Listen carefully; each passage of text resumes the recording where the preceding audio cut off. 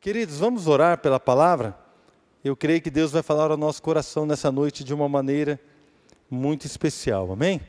Senhor, nós queremos te agradecer por este momento, porque sabemos, ó Pai, que sempre que nós separamos um tempo para estar na Tua presença, o Senhor é um Deus bondoso, o Senhor é um Deus misericordioso e o Senhor deixa se achar. A palavra diz, buscar-me-eis e me achareis, quando me buscardes de todo o vosso coração. Então nós queremos nessa noite, Deus, nos apresentar diante do Senhor, Pai, com o nosso coração aberto para ouvir a sua palavra. Deus, numa atitude de humildade, para ouvir aquilo que o Senhor tem a nos dizer através da sua palavra. Deus, numa atitude, Senhor, de aprender, e não de resistir, mas de aprender, para que o Senhor possa realmente nos levar ao centro daquilo que o Senhor tem para nós nessa noite, em nome de Jesus. Amém? Quero convidar você a abrir a sua Bíblia no primeiro livro de Samuel, capítulo 15. Primeiro livro de Samuel, capítulo 15. Nós vamos ler aqui dois textos, para que a gente possa começar a desenvolver aquilo que Deus quer falar conosco. Vamos ver o versículo 10. 1 Samuel, capítulo 15, verso 10. Diz assim, amém? Todos acharam? Então veio a palavra do Senhor a Samuel, dizendo: arrependo-me de haver constituído Saul rei, porquanto deixou de me seguir e não executou as minhas palavras. Então Samuel se contristou e toda a noite clamou ao Senhor. Versículo 13. Veio, pois, Samuel a Saul, e este lhe disse, Saul disse para Samuel: bendito sejas tu do Senhor, executei as palavras do Senhor. Irmãos, não demorou nem 2 versículos para a gente perceber que tem alguma coisa errada.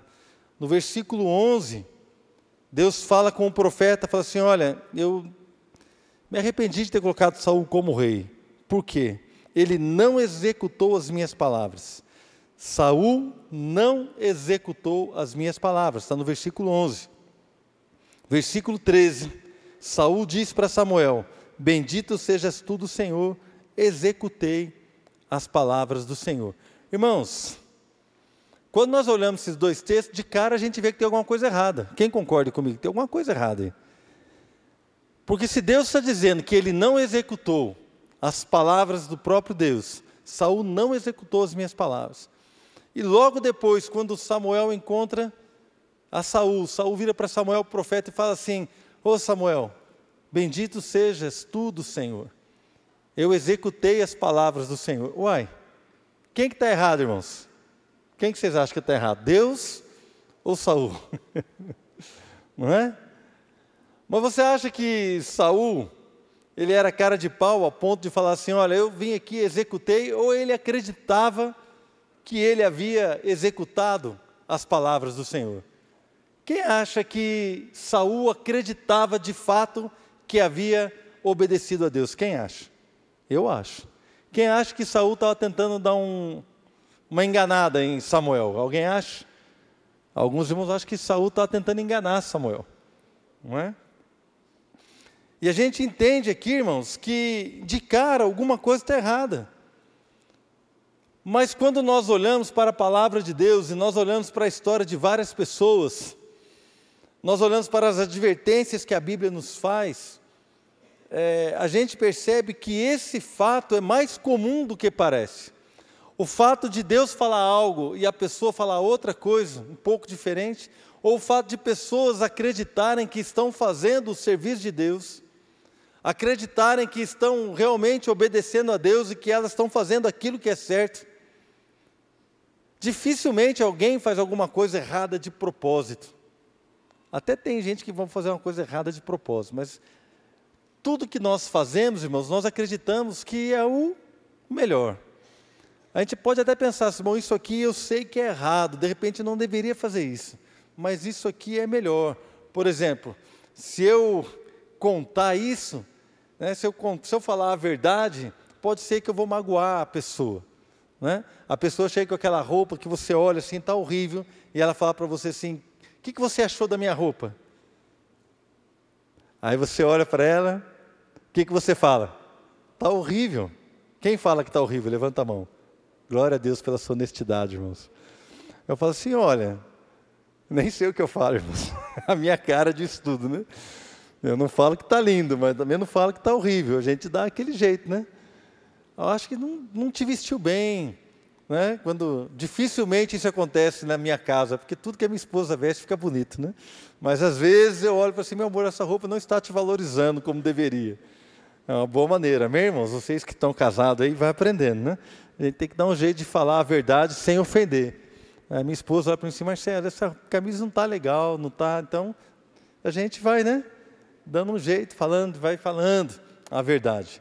Mas a gente não fala, ninguém acha que está fazendo algo errado. Na verdade, irmãos, até mesmo as coisas que nós cometemos, nós sabemos que uma ou outra vez pode estar um pouco fora daquilo que a Bíblia diz, um exemplo, mas achamos que estamos fazendo o melhor. O melhor para a nossa família, o melhor para a nossa vida, o melhor, e nós achamos realmente que estamos obedecendo a Deus.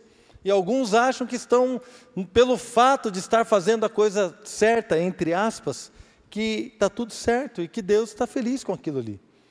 Quando nós olhamos aqui para Saul, Saul tinha uma leitura daquela situação diferente da leitura de Deus. Saul, ele tinha uma percepção daquela diferente daquilo que Deus achava. Saul achava algo, mas Deus achava algo diferente. E isso, irmãos, é mais comum do que nós imaginamos. Lá em Jeremias, você não precisa abrir, eu vou ler alguns textos aqui. Jeremias 17:9 diz que enganoso é o coração, mais do que todas as coisas, e desesperadamente corrupto. O coração do homem é enganoso, ele nos engana. Não é? Para a igreja em Laodiceia, Jesus mandou escrever, olha, vocês dizem, estou rico e abastado, não preciso de coisa alguma. Então a igreja dizia, eu estou rico, né? Nós estamos ricos, estamos abastados e não precisamos de nada. Está em Apocalipse, capítulo 3, verso 17. Mas Jesus falou para eles assim, vocês nem sabem de uma coisa, você não sabe que tu és infeliz, miserável, pobre, cego e nu. Imagina, a pessoa diz, eu estou rico, estou abastado, não preciso de nada. E Deus olha para ele e fala assim, você é um miserável, pobre, cego, nu. É a mesma pessoa, vivendo a mesma situação, mas a percepção de Deus é a percepção da própria pessoa. Essa percepção difere, são coisas diferentes. De que maneira ou por que nós chegamos a esse tipo de situação? O engano, irmãos, é algo tão presente na vida dos homens. Certa vez Jesus disse para as pessoas, falou assim, olha, está lá em Mateus capítulo 7, diz assim, por que é que você repara no cisco que está no olho do seu irmão, e não se dá conta da viga que está no seu próprio olho? Como você pode dizer ao seu irmão, deixa-me tirar o cisco do seu olho, quando há uma viga no seu próprio olho? Então, irmãos, são situações que nós percebemos que são comuns de engano, auto-engano, ou de uma percepção de vida, de atitudes diferente da realidade de Deus, da realidade espiritual. A Bíblia nos adverte várias vezes. 1 Coríntios 15:33 diz, não vos enganeis. As más conversações corrompem os bons costumes.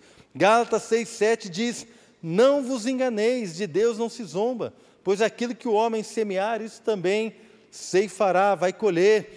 Tiago 1,16 diz, não vos enganeis, meus amados irmãos. Toda boa dádiva e todo dom perfeito são lá do alto, descendo do Pai das luzes, em quem não pode existir variação ou sombra de mudança. Ou seja, há várias advertências, há várias situações que nós não devemos nos enganar, que nós devemos tomar cuidado com o auto-engano, que nós somos suscetíveis ao erro, nós somos suscetíveis ao auto-engano. Somos, irmãos. Não é verdade? Quem concorda comigo? Eu acho que vocês concordam, porque a palavra de Deus fala isso. E a história de Saul nos mostra. Saul falou de boca cheia, eu executei as palavras do Senhor. Um pouquinho antes, Deus havia falado para Samuel, eu me arrependi de ter colocado Saul como rei, porque ele não executou as minhas palavras. Então eu creio que é algo, irmãos, que nós podemos aprender lá no livro de 1 Samuel, capítulo 15. Nós podemos aprender que todos nós estamos sujeitos a esse tipo de engano. É complicado falar isso, irmãos, mas se você acha que você não pode ser enganado, eu preciso te dizer, irmãos, você está enganado já de cara. Eu preciso dizer para você. Mas a pessoa que é enganada, ela não sabe que é enganada. Eu falo, irmãos, como é que fala? Por experiência própria. Eu lembro uma vez eu fui comprar um telefone, já contei isso na igreja várias vezes, na época que você comprava telefone. Agora não precisa comprar mais, né, irmão? Compra celular, aparelho, né? Mas tinha que comprar uma linha telefônica, custava, eram $4.000, era por aí, né? Uns $4.000. Custava, quanto que dá isso hoje, irmão? R$15.000, um telefone. Era um preço de um carro. Os mais antigos lembram disso? Ô, irmãos, não precisa levantar a mão, só dizer que lembra. Vocês estão aí se entregando. Não é? E eu lembro que eu fui comprar um telefone. Eu era bem novinho, irmãos. Eu estou brincando. Eu lembro que fui comprar um telefone. E eu fui numa loja. E naquela loja, eu falei, o Espírito Santo me avisou, falou assim, veja se essa linha pertence mesmo a essa loja. Vai ali na Telesp. Nem existe Telesp mais, né? Existe ainda? Nem sei. Não é? E era só atravessar a rua e confirmar se o telefone, aquela linha telefônica pertencia àquela loja ou não. E eu falei para o cara, porque estava me vendendo, falei assim, eu vou ali na frente, vou confirmar se o telefone está tudo bem. O cara falou, não precisa. Vender, não, nós somos uma loja renomada, e eram renomados mesmo. Estamos aqui na cidade há muitos anos. Não precisa de nada não, está tudo certo. Inclusive, está aqui a assinatura. Eu vou reconhecer a firma da assinatura aqui do dono da loja. Aí foi lá, reconheceu a assinatura, a firma no cartório que era do lado da loja, veio com a firma reconhecida. E eu comprei o telefone, uma semana depois a loja fechou, deu um balão, enganou todo mundo, irmãos, da cidade. A cidade toda perderam, as pessoas perderam muito dinheiro, inclusive eu. Né? Tele Henrique, você lembra? Você comprou o telefone dele também, irmão? Não, né? Graças a Deus, né? Eu comprei, nunca mais recuperei. Mas o Senhor é misericordioso, né, irmãos? Amém? Deus foi misericordioso, você não comprou, né? Mas o Murcha lembra desse fato aí. Eu também. Sabe que depois de uns 2 anos prenderam esse cara aí, acharam ele, estava escondido no Nordeste, não sei na onde, mas não pagou ninguém, né, irmão? Não tinha dinheiro, não teve como pagar ninguém. E ficou por elas, né? Ficou por aquilo e eu fiquei com prejuízo. Mas eu fui enganado, irmãos. E eu lembro, meu sogro que está sentado aqui, falou assim, cuidado com esse negócio de comprar telefone. Não compra telefone em qualquer lugar. Eu lembro que o meu pai também me falou, cuidado ao comprar telefone, não compra. Mas eu achava que eu era muito esperto. E eu comprei um telefone um pouco mais barato do que, um telefone era R$15.000, vamos supor, eu comprei R$100 mais barato do que um outro. E achava que estava levando vantagem, ganha dinheiro. Aquele que é enganado, ele sempre acha que está levando o que, irmãos? Vantagem. A pessoa que é enganada, ela sempre acha que vai se dar bem. A pessoa que está sendo enganada ou promovendo o auto-engano, ela sempre pensa que ela está fazendo melhor, de que alguma maneira ela vai ficar bem. E aqui nós vemos a história de Saul. E eu coloquei aqui algumas coisas que Saul viveu, que eu e você podemos aprender com essas coisas. Primeira coisa, a percepção errada, que eu já falei muito sobre isso. Ele percebeu de uma maneira errada a situação que ele estava vivendo. A ordem que Deus deu para ele, está lá no versículo 2 do capítulo 15, era muito simples. Assim diz o Senhor dos Exércitos, castigarei Amaleque pelo que fez a Israel, ter se oposto a Israel no caminho quando este subia do Egito. Vai, pois, agora e fere Amaleque, destrói totalmente a tudo o que tiver, e nada lhe poupes. Essa era a ordem, não era para poupar nada. Ninguém, nem os animais, ninguém, não era para poupar nada, porque o juízo chegou sobre aquele povo. Quando nós olhamos isso, para nós hoje é um pouco difícil entender por que Deus dava esta ordem. Mas, na verdade, irmãos, o juízo chegou sobre Amaleque, sobre aquele povo naquela época. Então, o juízo estava sendo exercido sobre eles, porque eles agiram de uma maneira errada, quando Israel estava passando ali, saindo do Egito para ir para a terra prometida. Então ali agora Deus estava executando o juízo sobre eles. E a ordem era clara, mas Saul, ele achava o quê? Achava que não. Por que eu vou destruir tudo? Se tem aqui, tem o melhor do gado, os bois gordos. Ele chegou lá, de repente, viu aquele boizão gordo, bonito. Viu umas ovelhas fortes. Viu um gado, né, ali. Falei assim, por que eu vou matar isso? Por que eu vou destruir esse gado, se nós podemos levá-los? Se nós podemos aproveitar disso, né? Isso aqui não está tão ruim assim para destruir. Então, irmãos, a ordem era de fácil entendimento, a direção era fácil, mas Saul percebeu de uma maneira diferente aquilo que Deus havia falado. Irmãos, o nosso problema é que às vezes nós começamos a perceber as coisas de uma maneira diferente. Deus fala para nós claramente algumas coisas, a palavra de Deus é clara. E nós achamos ou pensamos que podemos acomodar a palavra ao nosso estilo de vida. Achamos que podemos acomodar a ordem ou a direção de Deus àquilo que pensamos. Não é bem assim, né? Qual o problema de fazer isso? Ou qual o problema de fazer aquilo? Aqui também eu posso fazer isso, lá também eu posso. Ou, não é, eu estou falando genericamente, mas são exemplos, irmãos, que a palavra de Deus é clara. Jesus Cristo é o único Salvador, é o único mediador entre Deus e os homens. Não tem outro. É só Jesus. Então, a palavra fala, tudo que nós oramos, devemos orar ao Pai em nome de Jesus. Não existe outro mediador. Então, é claro, uma direção clara da palavra, mas nós achamos, bom, não precisa ser assim, por que só Ele? Não é? Ou então, de repente, a palavra nos fala claramente que nós não podemos, vou dar um exemplo aqui simples, né? Nós não podemos mentir. Mas fala assim, mas aí sua filha chega e fala assim, pai, me dá um chocolate. Aí você tem um chocolate no armário. Ao invés de você falar a verdade para sua filha, fala assim, olha, papai não vai te dar um chocolate agora, porque agora é hora de você almoçar, e se você almoçar tudo direitinho, depois do almoço, o papai te dá o chocolate de sobremesa. Isso aí, irmãos, vai causar um problema para você. Por quê? Porque se a sua filha for pequena e insistente, pai, mas eu quero agora, vai começar a chorar, vai começar a reclamar, e você vai ter que trabalhar. Não é? O que é mais fácil que você fazer? Papai não tem um chocolate. Eu sei que vocês nunca fizeram isso, irmãos. Não é? Mas tem gente que faz. Não tem um chocolate agora. E você tem. O que é isso? Isso é mentira, irmãos. Parece que você está levando uma vantagem, porque você está saindo de uma situação difícil, de uma situação que vai trazer um certo embaraço para você. Mas quando nós olhamos, irmãos, aplicar a palavra sempre é o melhor caminho. Amém? Então, tenha o trabalho e fale assim, querido, meu filho, minha filha, não vou te dar o chocolate, vou te dar depois.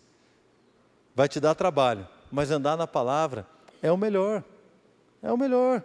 Então, nós começamos a achar o quê? Que estamos levando vantagem. Sempre nos leva ao engano. Segundo ponto que eu queria falar. Saul teve uma direção de Deus. Olha, você destrói tudo. Mas no versículo 8, 1 Samuel capítulo 15, versículo 8, diz assim, tomou vivo a Agag, rei dos amalequitas, porém a todo o povo destruiu a fio de espada. E Saul e o povo pouparam Agag, e o melhor das ovelhas e dos bois, e os animais gordos e os cordeiros, e o melhor que havia, e não os quiseram destruir totalmente. Porém, toda coisa vil e desprezível destruíram. Tudo aquilo que eles acharam que não era importante, eles destruíram. No versículo 15, Saul mesmo diz, respondeu Saul, de Amaleque os trouxeram, porque o povo poupou o melhor das ovelhas e dos bois, para os sacrificar ao Senhor teu Deus. O resto, porém, destruímos totalmente.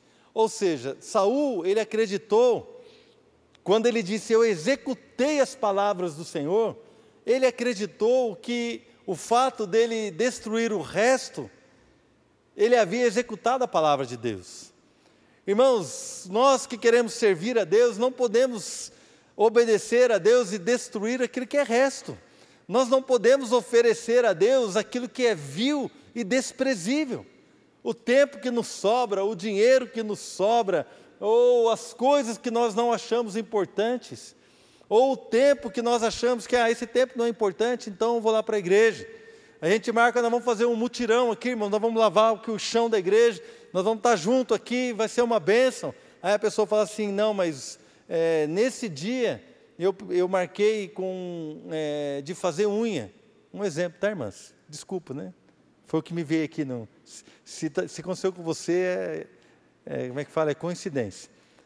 Mas eu marquei de fazer a unha, eu não posso ir. Na verdade, irmãos, ela poderia fazer a unha 1h da tarde, 2h da tarde, mas ela... Então, eu não posso ir. Eu vou no culto se eu não tiver nada para fazer. Se tiver um aniversário, se tiver uma festa, se algum amigo convidar para ir no shopping, qualquer coisa é motivo para não estar no culto.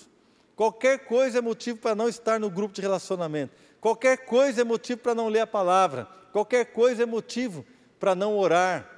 Agora, se sobrar o tempo, o resto, amados, esse é um tipo de engano que eu e você já vivemos na nossa vida. Vivemos algumas vezes, e essa palavra de hoje não é para nos acusar de algo, não é para nos expor, mas é algo que nós estamos aprendendo aqui porque queremos viver de uma maneira diferente, queremos ser alertados. Porque, querido, quando nós caminhamos dessa forma, nós vamos nos dar mal.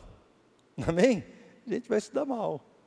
Mas eu quero servir a Deus de uma maneira que o agrade. Então, irmãos, o que Saul fez? Ele quis servir a Deus com o resto. Tudo aquilo que era desprezível, a gente destruiu. Mas aquilo que é importante, eu preservei. O que era importante para quem? Era importante para Deus? Os bois gordos e as ovelhas maravilhosas? Era? Não. Era importante para Ele. De repente, aquilo que nós julgamos importante para nós, talvez não seja tão importante assim. Amém, queridos? Aquilo que nós achamos que é importante, não é tão importante. Talvez Deus tenha uma percepção diferente da minha e da sua. Qual o nosso objetivo? É buscar aquilo que Deus quer para nós. Vamos continuar aqui. Terceira coisa que eu coloquei, teimosia. Essa aqui doeu em mim, irmãos, quando eu estava estudando isso. Que a teimosia é cruel, queridos. Lá no versículo 18, Samuel começou a falar com Saul e falou assim, enviou-te o Senhor a este caminho e disse, vai e destrói totalmente esses pecadores, os amalequitas, e peleja contra ele até exterminá-los. Por que, pois, não atentaste à voz do Senhor, mas te lançaste ao despojo, né? Te lançaste a aquilo que eles venceram a guerra. Despojo é o que sobra da guerra. Você se lançou a todas essas coisas, os animais, e fizeste o que era mal aos olhos do Senhor. Então aqui, irmão, Samuel, o profeta, está falando com ele, mas olha, Saul, você está dizendo que executou as palavras do Senhor, mas por que você não fez? Era simples o que Deus te pediu, era só chegar lá e exterminar tudo, e você não ouviu. Faltou Samuel falar, você quer que eu desenhe para você entender o que você fez de errado?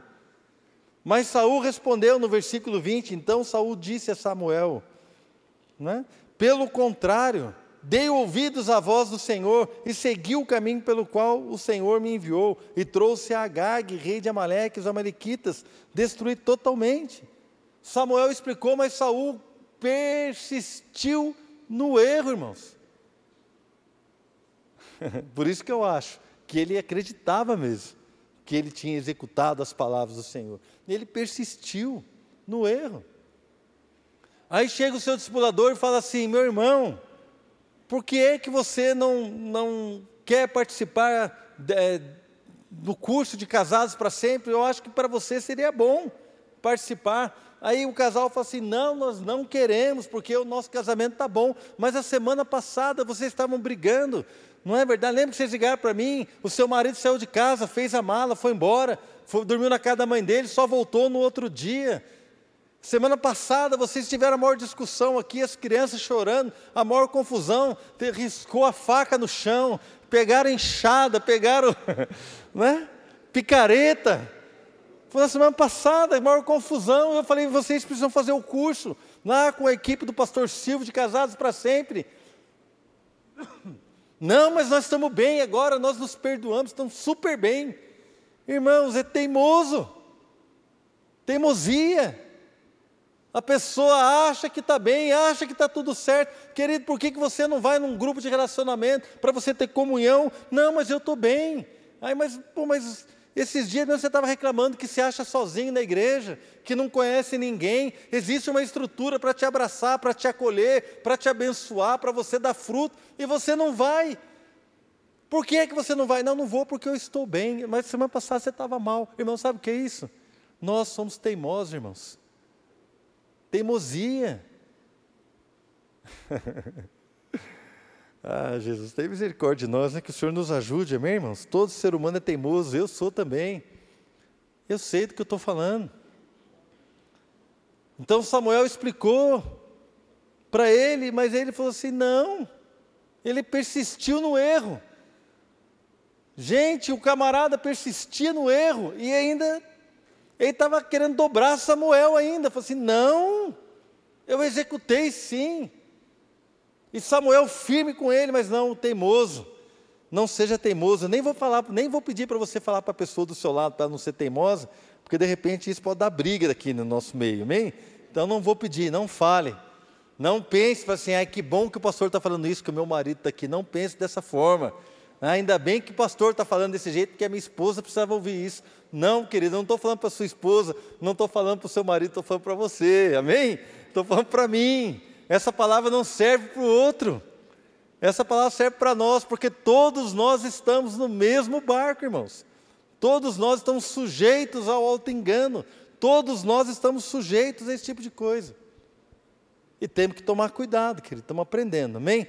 Quarta coisa que eu queria colocar aqui, lá no versículo 20, 1 Samuel 15, 20.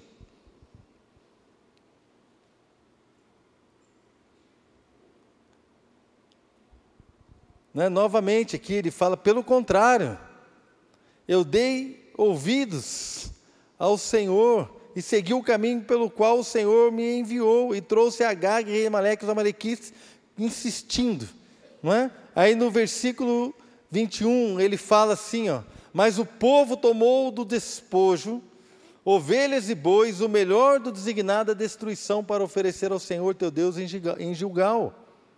O povo, quem pegou então as coisas? Foi o povo. Irmãos, não coloque a culpa ou não transfira a responsabilidade que é sua. A gente começa a falar dos outros. Ô irmão, por que você não veio no culto?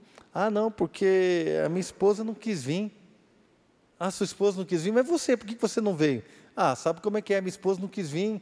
Aí eu falei com ela, aí se eu viesse, ela ia ficar chateada. E aquele negócio vai, né, irmãos? Um coloca a culpa no outro. Pior é quando você está na frente do casal, irmão, vocês estão sumidos. Aí o irmão fala assim, a gente quer vir, mas fica difícil. Aí a esposa fala para ele assim, na frente do pastor, a gente quer vir, pastor, eu sempre quero, ele que não quer. Aí ele fala assim, eu? Mas você não lembra aquele dia que eu me arrumei, fiquei te esperando e você nem levantou da cama? Aí fica um botando a culpa no outro, irmãos. Que coisa terrível. Isso aí também, essa história também é velha, gente. É velha. Quando Arão fez o bezerro de ouro, lembra que Moisés foi lá para o morro, ficou na presença do Senhor 40 dias, 40 noites, né? Lá na presença de Deus, estava descendo com a tábua da lei, com as pedras, e de repente o povo tinha desandado, tinha feito lá um bezerro de ouro. Aí Moisés chegou para Arão e falou assim, Arão, o que você fez? Você fez um bezerro de ouro para dizer que esse é o Deus que tirou o povo do Egito? Arão falou assim, não, você conhece o povo é inclinado para o pecado. Está lá em Êxodo. Arão falou para Moisés, o povo é inclinado para o pecado. Esse povo é terrível. Êxodo capítulo 32. Depois você lê lá com calma. E falou assim, olha, eles queriam um Deus, então eu falei para eles, me dá aí o ouro que vocês têm. Eles me deram argola, me deram pulseira de ouro. Aí eu joguei o ouro no fogo e saiu isso daí. Irmãos, que coisa, cara. O povo me deu o brinco de ouro e eu joguei o brinco de ouro, joguei no fogo, o ouro derreteu e virou um bezerro. Cara de pau, cara. Colocando a culpa no povo, Adão e Eva. Deus perguntou: o que aconteceu? Vocês comeram da fruta que eu falei que era para não comer? Aí Adão falou assim, né? A Eva falou assim: a serpente me enganou e eu comi. Mas você, Adão? Adão colocou a culpa em Deus, falou assim: foi a mulher que o Senhor me deu. Eva colocou a culpa na serpente, e Adão colocou a culpa na Eva, mas falou assim: foi a mulher que o Senhor me deu, colocou a culpa em Deus. Foi o Senhor que me deu a mulher, eu estava tão bem aqui, estava sozinho aqui no jardim, dando nome para os animais, para a girafa, para o elefante, para o chimpanzé, estava aqui de boa. Aí o Senhor me apareceu com essa mulher, olha só o que ela fez. Transferindo a responsabilidade, a culpa. Irmãos, o engano, ele promove essas coisas. A gente acha que o último culpado somos nós. A gente acha que o errado é a igreja. Não, porque a igreja, o pastor, olha o jeito que o pastor fala. Olha só o que o pastor fez. Essa igreja não me dá a oportunidade. Ah, não, porque o meu discipulador, ele não marca o discipulado. Porque o pastor do louvor, ele não deixa eu cantar. Nós achamos que todo mundo é culpado. Porque eu queria dar aula, mas o ministério de criança, não sei o que lá. Eu queria trabalhar no acolhimento, mas a camiseta, eu não gosto da camiseta, é preta. Nesse calor, tem que botar uma camiseta preta, eu não gosto. É culpa de todo mundo. Bem que eu falei que eu queria botar uma camiseta de acolhimento branca, mas ninguém quis. A culpa é de todo mundo. Então, irmãos, transferir a culpa, transferir a responsabilidade, é um sintoma de quem está caminhando no engano, não é? Olha só o que Deus fala, a gente pode aprender também, no capítulo 15, verso 22. Mas Samuel disse: tem porventura o Senhor tanto prazer em holocaustos e sacrifícios, quanto em que se obedeça a sua palavra? Eis que o obedecer é melhor do que o sacrificar, e o atender melhor do que a gordura de carneiros, porque a rebelião é como o pecado de feitiçaria, e a obstinação é como a idolatria e culto a ídolos do lar. Visto que rejeitaste a palavra do Senhor, Ele também te rejeitou a ti. Né? Samuel falou isso para Saul. Então tem crente que bate no peito e fala assim: eu não sou idólatra, mas a Bíblia diz que se você for obstinado, é um pecado de idolatria. Ah, eu não ajoelho diante de uma imagem, e a pessoa acha que ela é muito melhor do que os outros, mas na verdade, se você é obstinado, se você anda no engano, e se você persiste no engano, se você é teimoso, se nós somos teimosos, se nós somos obstinados a tal ponto de não dar atenção e de não obedecer aquilo que o Senhor nos fala, irmão, naquilo que o Senhor nos falou. A obstinação diz que é como pecado de feitiçaria. Sabe o que é feitiçaria? Macumba. Sabe aquela macumba que você passa na encruzilhada, está lá a bebida, o charuto, aqueles negócios que você passa, crente fala assim: você está amarrado isso aí em nome de Jesus, ainda bem que eu não tenho parte com isso. Feitiçaria. Sabe quando você passa, você está no poste assim: eu faço uma obra para amarrar o amor, trago de volta o amor em 7 dias, você fala: está amarrado, Senhor, tem misericórdia desse povo. A gente torce a cara, tal, mas nós, crentes que somos obstinados, estamos praticando feitiçaria. É triste, né, irmãos? Já pensou se o Espírito Santo começar a chamar a gente de macumbeiro? Tem misericórdia, Senhor. Porque a obstinação é pecado de feitiçaria. Não é? Olha só o que fala aqui, é como idolatria, rebelião, obstinação, é dessa forma. Deus deseja obediência, irmãos, não é a aparência. A aparência não impressiona a Deus. Porque Saul falou assim: mas eu trouxe aqui o melhor desse gado para oferecer ao Senhor. E Deus não quer holocausto, Deus não quer sacrifício, Deus não quer aparência, Deus não quer essas coisas. Davi entendeu isso quando Davi pecou, ele escreveu o Salmo 51 e falou assim: olha, o Senhor não tem prazer em sacrifício. Se o Senhor tivesse, eu daria. O Senhor não se agrada só de holocaustos. Mas sacrifícios agradáveis a Deus são um espírito quebrantado, um coração compungido e contrito. Esses são os sacrifícios que agradam a Deus, de pessoas que obedecem, de pessoas que olham para Jesus e o amam e seguem e servem a Deus. Não adianta, irmãos. Outra coisa que eu vejo que Saul praticou aqui, está lá no capítulo 15, no versículo 24. Então disse Saul a Samuel, aqui é tremendo, irmãos. Eu vou ler um pouco mais, mas depois a gente vai falar rapidamente. Versículo 24. Disse Saul a Samuel, pequei, pois transgredi o mandamento do Senhor e as tuas palavras. Eu imagino que Samuel fez assim, até que enfim, né? Ele entendeu. Vamos continuar lendo. Porque temi o povo e dei ouvidos à sua voz. Agora, pois, te rogo, perdoa-me o meu pecado e volta comigo para que adore o Senhor. Porém Samuel disse a Saul, não tornarei contigo, visto que rejeitaste a palavra do Senhor, já ele te rejeitou a ti, para que não sejas rei sobre Israel. Virando-se Samuel para se ir, Saul segurou pela orla do manto e este se rasgou. Então Samuel lhe disse, o Senhor rasgou hoje de ti o reino de Israel e o deu ao teu próximo, que é melhor do que tu. Também a glória de Israel não mente, nem se arrepende, porquanto não é homem para que se arrependa. Então disse Saul, pequei. Honra-me, porém, agora diante dos anciãos do meu povo e diante de Israel, e volta comigo para que adore o Senhor, teu Deus.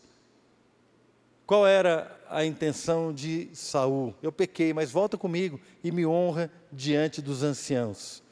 Eu errei, mas volta comigo e me honra diante do povo de Israel. Volta comigo, mostra que você ainda está comigo, mostra que você, apesar de tudo isso aí, você me honra na presença das pessoas, porque eu como rei, eu preciso ser honrado. Falso arrependimento, irmãos. Falso arrependimento é algo que não agrada a Deus. Vir no culto, querido, é uma bênção, você deve vir. Nós estamos juntos, estamos aprendendo juntos, estamos orando, estamos clamando ao Senhor, estamos caminhando juntos.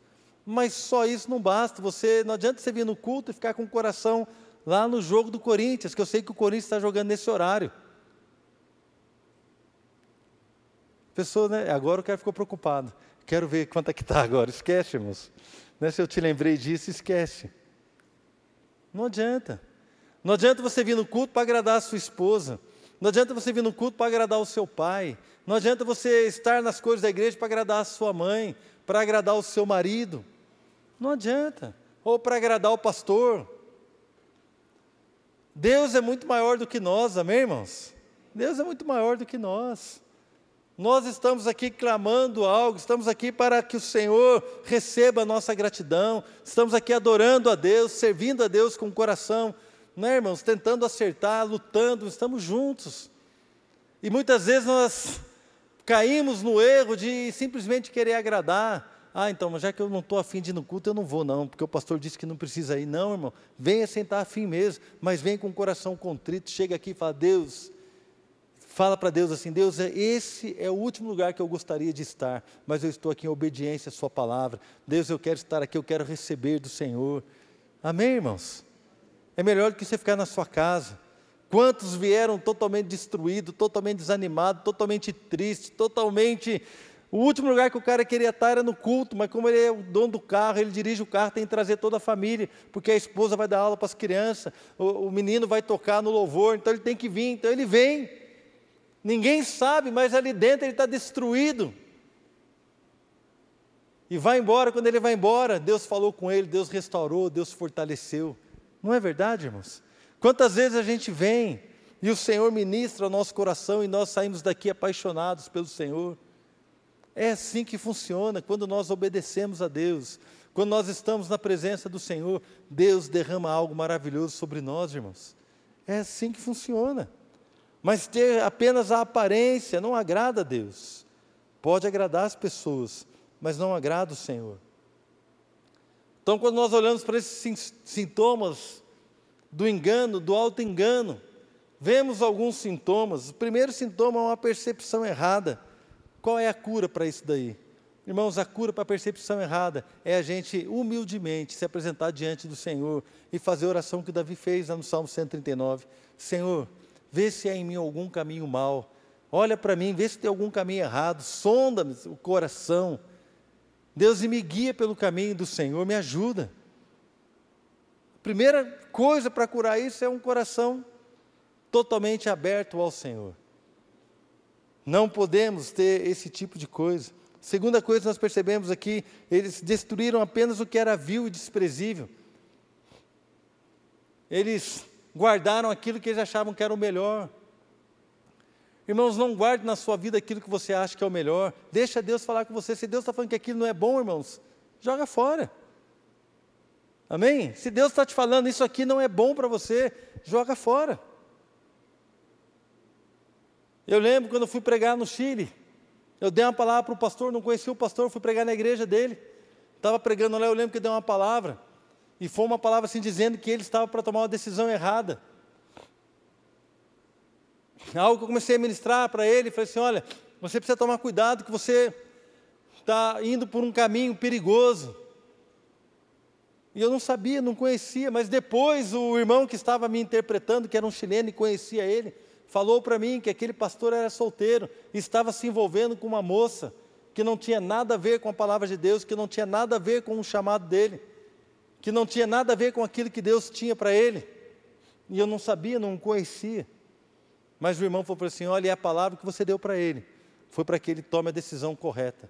Graças a Deus, depois eu fiquei sabendo que ele se casou com uma mulher de Deus, ele parou o envolvimento que ele tinha com aquela moça, e ele se envolveu com a pessoa certa, casou, e continua sendo pastor da igreja.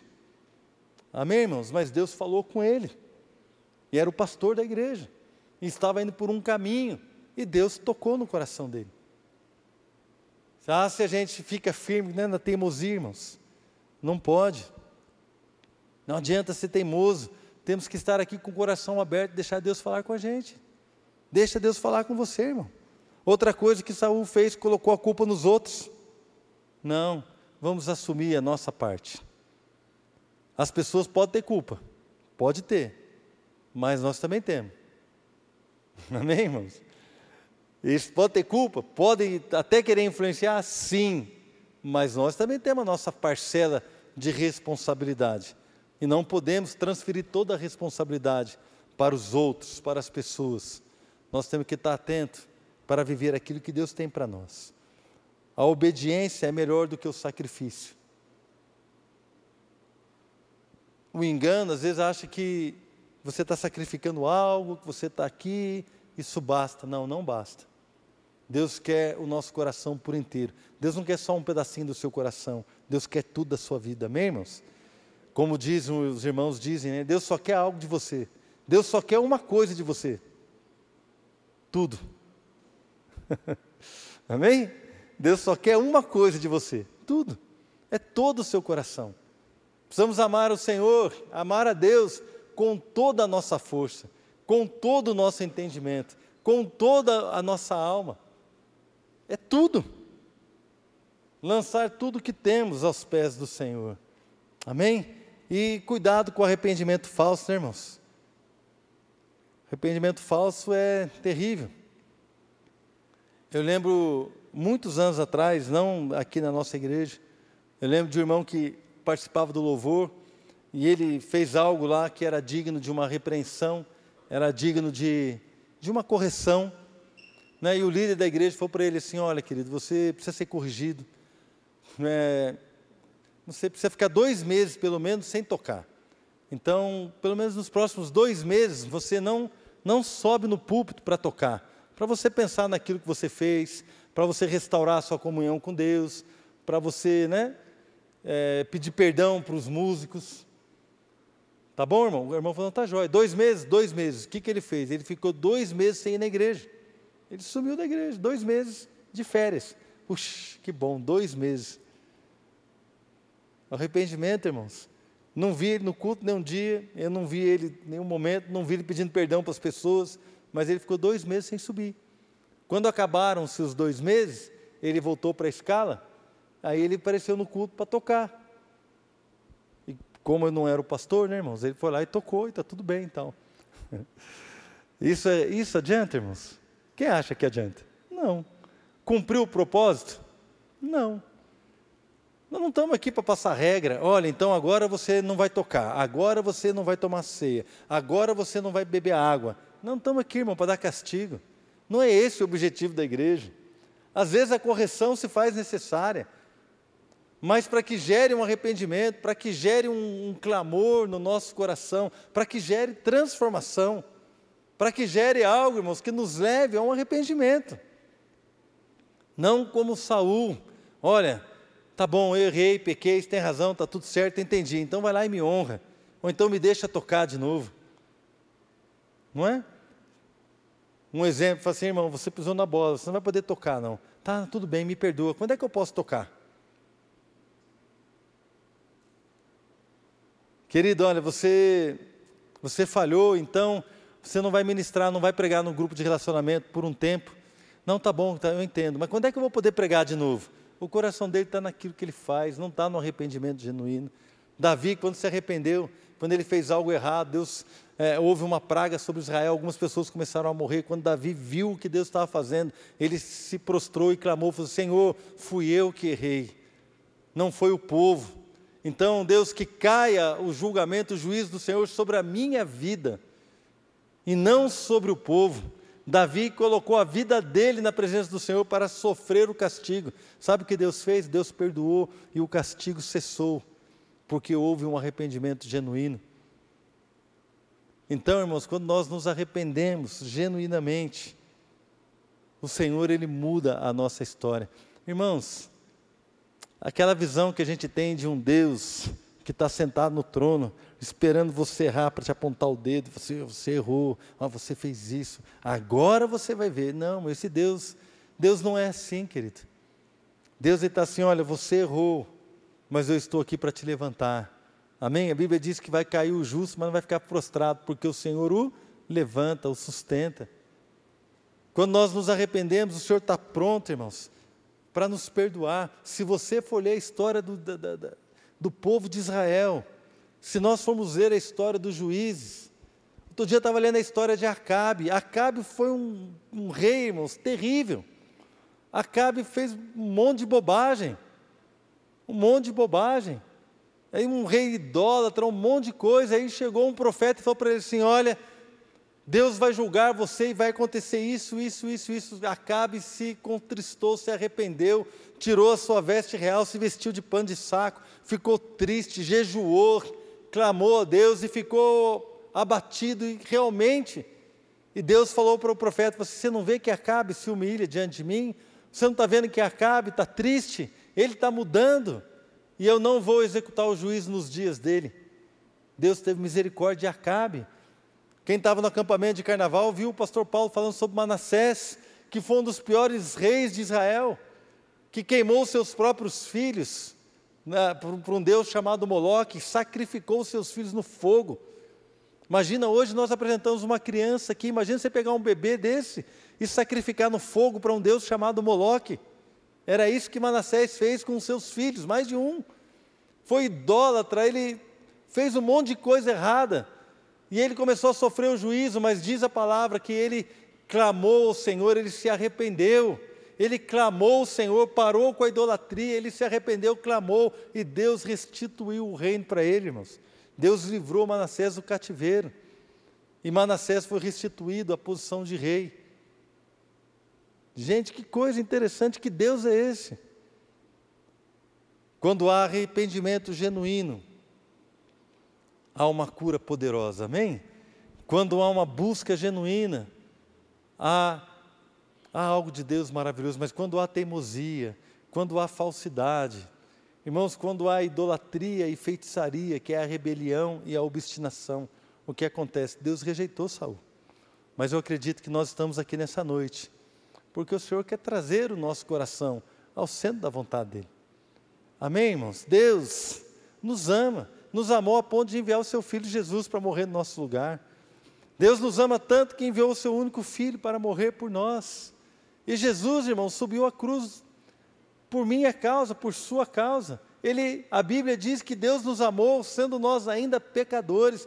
Deus não nos ama depois que nós estamos bonitinhos, tomamos banho, pusemos uma roupa de culto, de igreja. Não, Deus nos amou antes, irmãos. Quando a gente estava perdido lá no pecado, em tudo aquilo errado que a gente fazia, Deus nos amou. E o seu Filho Jesus morreu por nós, enquanto nós éramos ainda pecadores. O amor de Deus está sobre a minha vida e sobre a sua vida.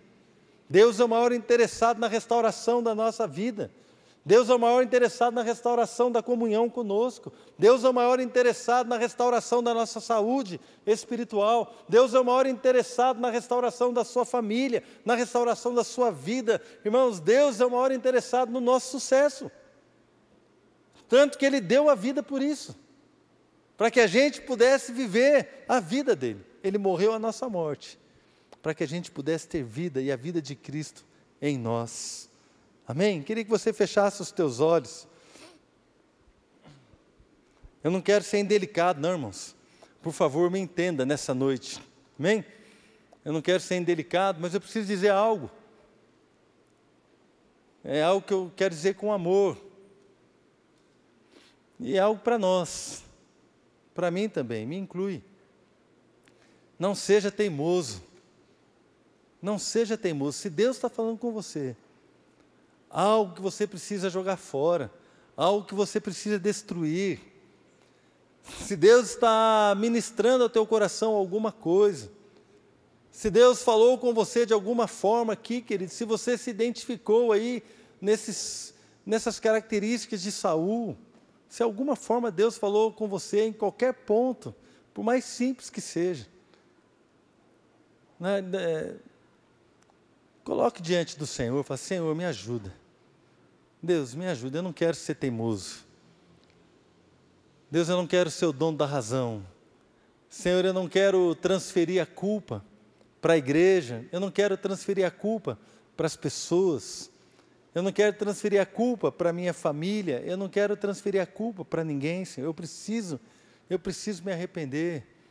Você não precisa isentar ninguém de culpa. De repente a pessoa pode ter uma culpa, sim, né? Até a igreja mesmo pode ter errado com você, isso acontece, mas isso não impede a mim e a você de nós andarmos com Deus, de nós nos humilharmos diante do Senhor. Isso não nos impede, querido, de caminhar naquilo que Deus tem proposto. Isso não nos impede de viver aquilo que Deus tem nos exortado a viver. Eu quero dizer para você nessa noite, querido, seja livre em nome de Jesus. Seja livre, irmão. Todo pecado de feitiçaria, todo pecado de idolatria, toda obstinação, às vezes você está tão firme numa ideia: eu sou assim mesmo, é assim mesmo, eu não vou nada, eu não quero saber, eu não preciso disso. Isso é obstinação. A obstinação é uma idolatria à sua vontade. Você acha que você tem tanta razão, que você não abre mão daquilo que você pensa. Eu acho isso mesmo. Tem pessoas que falam de boca cheia: nem Deus para me fazer mudar de ideia. Irmãos, misericórdia. Obstinação. Não, mas o Senhor está aqui nessa noite para falar conosco, para nos ensinar e para nos levar, irmãos, a um novo estilo de vida. Amém? Permaneça com os olhos fechados. Pai, eu quero te agradecer pela sua palavra.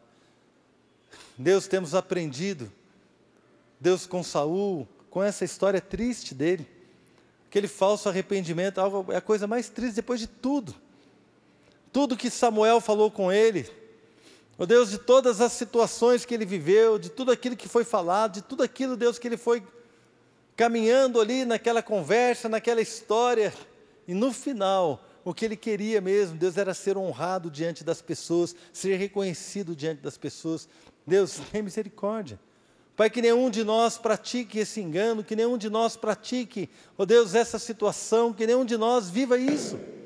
Ó Deus, que nenhum de nós venha viver esse tipo de situação, porque nós não queremos agradar a homens, mas queremos agradar o Senhor. Seja o Senhor digno de honra, seja o Senhor digno, ó Deus, da nossa vida, da nossa obediência. Não queremos obedecer o Senhor apenas com o resto, aquilo que sobra, aquilo que talvez o tempo que não é importante, ou as situações que não são importantes, ó Deus, ou então as circunstâncias que nós achamos que não importam, tanto faz, então nós servimos o Senhor com aquilo que sobra. Não, Deus, em nome de Jesus, longe de nós, nós queremos servir ao Senhor integralmente, com tudo o que somos, com tudo o que temos, com tudo o que temos. Deus, que todo engano caia por terra agora, em nome de Jesus. Pai, se porventura alguém aqui, Senhor, que está vivendo debaixo dessa disposição, Senhor, ó Deus, que está vivendo debaixo dessa condição de engano, algo tão forte que tem prendido, Pai, vidas e famílias durante muito tempo, nós oramos para que esta condição seja desfeita, ó Deus, e que haja liberdade, que o Espírito do Senhor toque corações neste lugar, que o Espírito do Senhor venha avivando vidas neste lugar. Ó Deus, que haja alegria para servir o Senhor, que haja alegria para obedecer o Senhor, que haja alegria, Deus, para, Pai, para dar ao Senhor tudo aquilo que é teu, por direito, dar ao Senhor tudo aquilo que é teu, Pai, com alegria, Deus, com disposição, com um coração quebrantado, com um coração, Deus, contrito, que nós possamos servir ao Senhor com tudo aquilo que temos, com tudo aquilo que somos, em nome do Senhor Jesus. Amém, querido? Pedir para você ficar de pé.